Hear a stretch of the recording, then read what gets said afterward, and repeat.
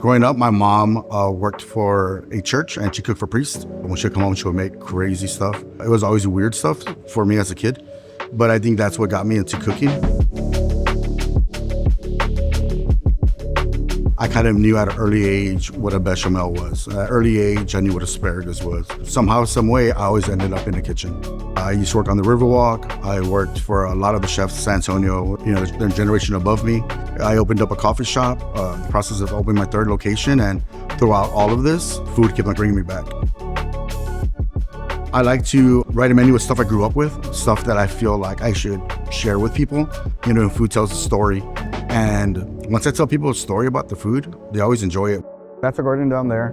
And then down there's our bigger one. So that's gonna be potatoes and corn. Over there's our open fire cooking. You can see it where the bricks are. Our 10-year goal is to be 100% sustainable. We grow about 50% of our own stuff. We have our own honey. We have our own cattle right now. We have about 1,000 square feet that we're working with for our garden. We have to be responsible, for the next generation and so forth, because the last thing we want to do is deplete the earth of, all the goodies. What I want to accomplish being a UNESCO chef is to show what San Antonio is really about. In the mindset of a lot of people, it's kind of like, hey man, all you guys do down there are tacos. And then when they do, they come down here, they're kind of like, oh, it's a lot different than that. It's funny, is I always think of like Michelin and like how great they do. Then I think of like all the other guys I grew up with, idolizing like Jason and Steve and the food they do. Cause it's not Mexican food. It's not Tex-Mex food, it's San Antonio food. And that's what I want to showcase.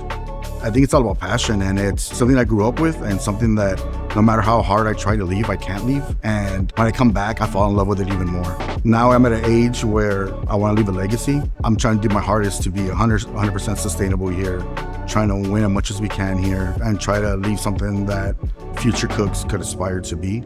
I can never see myself doing anything else. I've tried, and it's kind of like, hey, you're gone too long, you have to come back. And now I'm wearing these weird pants, so here I am.